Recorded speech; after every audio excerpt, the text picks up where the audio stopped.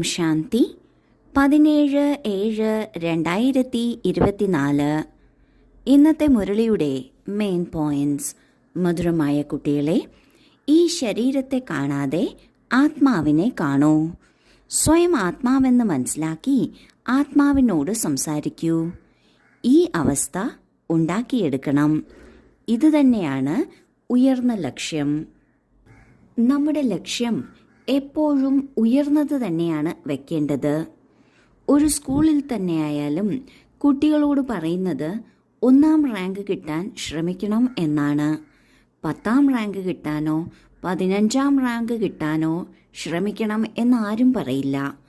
1ാം rank തന്നെ ലക്ഷ്യം വയ്ക്കണം.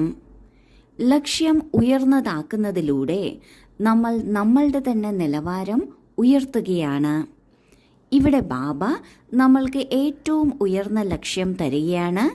സ്വയം ആത്മാവാണെന്ന് മനസ്സിലാക്കണം, മറ്റുള്ളവരെയും ആത്മാവെന്ന് കാണണം, ആത്മാവിനോട് സംസാരിക്കണം. ഈ ഒരു അവസ്ഥ വളരെ സ്വാഭാവികമായി മാറണം. ഈ അവസ്ഥ ഉണ്ടാക്കിയെടുക്കുന്നതിന് ലക്ഷ്യവും വേണം, ഉത്സാഹവും വേണം. ലക്ഷ്യത്തിലെത്തുന്നതിന് പരിശ്രമവും വേണം. ലക്ഷ്യത്തിൽ തന്നെ ഉറച്ചു നിൽക്കുന്നതിന് ദൃഢതയും വേണം. ചോദ്യം: നിങ്ങൾ കുട്ടികൾ ബാബയോടൊപ്പം മുകളിലേക്ക്, അതായത് വീട്ടിലേക്ക് എപ്പോൾ പോകും? ഉത്തരം: എപ്പോഴാണോ അപവിത്രതയുടെ അല്പം പോലും ബാക്കിയില്ലാത്തത് അപ്പോൾ. ഏതുപോലെ ബാബ പ്യോറാണോ, ഇതുപോലെ നിങ്ങൾ കുട്ടികളും പ്യോറാകുമ്പോൾ മുകളിലേക്ക് പോകാൻ സാധിക്കും. ഇപ്പോൾ നിങ്ങൾ കുട്ടികൾ ബാബയുടെ മുന്നിലാണ്. ജ്ഞാനസാഗരനിൽ നിന്ന് ജ്ഞാനം കേട്ട് കേട്ട് എപ്പോൾ ഫുള്ളാകുമോ, ബാബയെ ജ്ഞാനം കൊണ്ട് കാലിയാക്കുമോ, അപ്പോൾ ബാബയും ശാന്തമാകും. നിങ്ങൾ കുട്ടികളും ശാന്തിധാമത്തിലേക്ക് പോകും. അവിടെ ജ്ഞാനധാര നിൽക്കും. എല്ലാം നൽകി ബാബയുടെ പാർട്ട് പിന്നെ സൈലൻസിൻ്റേതാണ്. നമ്മൾക്ക് എപ്പോഴാണ് ബാബയോടൊപ്പം തിരിച്ചു വീട്ടിലേക്ക് പോകാൻ സാധിക്കുന്നത്? എപ്പോഴാണോ ബാബയെപ്പോലെ പവിത്രമാകുന്നത്, ബാബയിൽ നിന്ന് ജ്ഞാനം മുഴുവനും എടുക്കുന്നത്, അപ്പോഴാണ് പോകാൻ സാധിക്കുന്നത്. ബാബ സദാ പവിത്രമാണ്. നമ്മൾ കുട്ടികൾ എപ്പോഴാണോ പൂർണ്ണമായും പവിത്രമായി തീരുന്നത്, അപ്പോഴാണ് തിരിച്ചു വീട്ടിലേക്ക് പോകാനുള്ള സമയം എത്തുന്നത്. ആ സമയം തന്നെ ബാബയിലുള്ള എല്ലാ ജ്ഞാനവും നമ്മൾ കുട്ടികളിലും എത്തിയിട്ടുണ്ടാകും.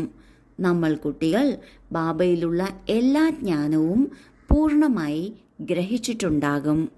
ആ സമയത്ത് നമ്മൾക്ക് എല്ലാവർക്കും തിരിച്ചു പോകാം. എന്തുകൊണ്ടെന്നാൽ ബാബയുടെ കർത്തവ്യം പൂർത്തിയായി. കുട്ടികളെ പവിത്രമാക്കുക, ജ്ഞാനം കൊണ്ട് നിറയ്ക്കുക, ഇവ രണ്ടുമാണ് ബാബയുടെ ജോലി. ഇത് തീർത്തു കഴിഞ്ഞാൽ വിശ്വപരിവർത്തനം വളരെ സഹജമായി നടക്കുന്നു. ഇതിലൂടെ ബാബയുടെ ഉത്തരവാദിത്വം തീരുന്നു. അങ്ങനെ ഉത്തരവാദിത്വം തീരുമ്പോൾ ബാബ ശാന്തമായി ശാന്തിധാമത്തിൽ സൈലൻസിലേക്ക് പോകുന്നു. പിന്നെ ബാബയിൽ നിന്ന് ജ്ഞാനവർഷ അല്ലെങ്കിൽ ജ്ഞാനധാര ഉണ്ടാകുന്നില്ല. നമ്മൾ കുട്ടികളും നമ്മുടെ പാർട്ടനുസരിച്ച് ശാന്തിധാമത്തിലേക്ക് പോയി അവിടെ നിന്ന് സുഖധാമത്തിലേക്ക് വരുന്നു. ധാരണയ്ക്കുള്ള മുഖ്യസാരം: 1. ഓർമ്മയുടെ പരിശ്രമവും ജ്ഞാനത്തിൻ്റെ ധാരണയിലൂടെയും കർമാതീത അവസ്ഥയെ പ്രാപ്തമാക്കുന്നതിനുള്ള പുരുഷാർത്ഥം ചെയ്യണം. ജ്ഞാനസാഗരനിൽ നിന്ന് സമ്പൂർണ്ണ ജ്ഞാനം സ്വയം തന്നിൽ ധാരണ ചെയ്യണം. 2. ആത്മാവിൽ എന്ത് കറയാണോ പറ്റിയിരിക്കുന്നത് അത് മാറ്റി സമ്പൂർണ്ണ വൈസ്ലെസ് ആകണം. അല്പം പോലും അപവിത്രതയുടെ അംശം ഉണ്ടാകരുത്. നമ്മൾ ആത്മാക്കൾ സഹോദരങ്ങളാണ്. ഈ പരിശീലനം നടത്തണം. ആദ്യത്തെ പോയിന്റിൽ ബാബ പറയുന്നു, കർമാതീത അവസ്ഥയിൽ എത്തുന്നതിന് പുരുഷാർത്ഥം ചെയ്യണം. എന്ത് പുരുഷാർത്ഥമാണ് ചെയ്യേണ്ടത്? 1. ഓർമ്മയുടെ പരിശ്രമം. തീർച്ചയായും മുഴുവൻ സമയവും കർമ്മം ചെയ്തുകൊണ്ടും വെറുതെ ഇരിക്കുമ്പോഴും എല്ലാം ചെയ്യുമ്പോഴും ഓർമ്മയിൽ ഇരിക്കുന്നതിനുള്ള പരിശ്രമം വേണം. രണ്ടാമത്തേത്, ജ്ഞാനത്തെ മനസ്സിലാക്കി അവ ജീവിതത്തിൽ കൊണ്ടുവരണം. ഇവ രണ്ടിലൂടെയുമാണ് കർമാതീത അവസ്ഥ വരെ എത്തുന്നത്. ജ്ഞാനസാഗരനിൽ നിന്ന് സമ്പൂർണ്ണ ജ്ഞാനം ഗ്രഹിച്ചെടുക്കണം. എന്താണോ ബാബ പഠിപ്പിക്കുന്നത് അത് ദിവസവും പഠിക്കണം, നന്നായി പഠിക്കണം. ഇതിലൂടെ മുഴുവൻ ജ്ഞാനവും ഗ്രഹിക്കാൻ സാധിക്കും. രണ്ടാമത്തെ പോയിന്റിൽ ബാബ പറയുന്നു, സമ്പൂർണമായി നിർവികാരിയാകുമ്പോഴാണ് ആത്മാവിലുള്ള കറയെല്ലാം തീർത്തും മാറുന്നത്. അല്പം പോലും ഒരു കറയും ഉണ്ടായിരിക്കരുത്. ഒപ്പം നമ്മൾ ആത്മാക്കൾ സഹോദരങ്ങളാണ്. ഇത് പരിശീലിക്കണം. ഞാൻ ആത്മാവാണ്, ഞാൻ ആത്മാവിനോടാണ് സംസാരിക്കുന്നത്, ആത്മാവാണ് കേൾക്കുന്നത്, ആത്മാവാണ് പ്രവർത്തിക്കുന്നത്. ഇത് പരിശീലിക്കണം. വരദാനം: സമയവും സങ്കല്പവുമാകുന്ന ഖജനാവിൽ ശ്രദ്ധ നൽകി സമ്പാദ്യത്തിൻ്റെ ശേഖരണം വർദ്ധിപ്പിക്കുന്ന പദമാപദം പതിയായി ഭവിക്കട്ടെ. അങ്ങനെ നോക്കുകയാണെങ്കിൽ സമ്പത്ത് ധാരാളമുണ്ട്. എന്നാൽ സമയത്തിലും സങ്കല്പത്തിലും പ്രത്യേക അറ്റൻഷൻ നൽകൂ. ഓരോ സമയവും സങ്കല്പവും ശ്രേഷ്ഠവും ശുഭവുമായിരിക്കണം. എങ്കിൽ ശേഖരണത്തിൻ്റെ കണക്ക് വർദ്ധിച്ചുകൊണ്ടിരിക്കും.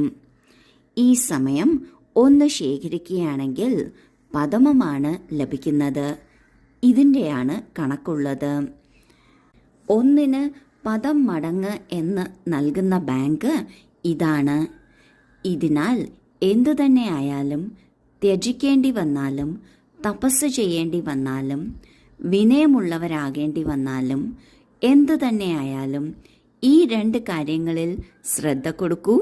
എങ്കിൽ പദമാപദം പതി ആയിത്തീരും. ഇത് സംഗമയുഗമാണ്. ഒന്നിന് പദം മടങ്ങ് തിരിച്ചടവ് കിട്ടുന്ന സമയമാണ്. മറ്റെല്ലാ സമയത്തും ഒന്നിന് ഒന്ന് അല്ലെങ്കിൽ ഒന്നിന് കൂടിപ്പോയാൽ 10 മടങ്ങ് 100 മടങ്ങ് കിട്ടും. എന്നാൽ ഇപ്പോഴത്തെ സമയം ഒന്നിന് പദം മടങ്ങാണ് തിരിച്ചു കിട്ടുന്നത്. അതിനാൽ എല്ലാ സമ്പത്തും ശേഖരിക്കണം.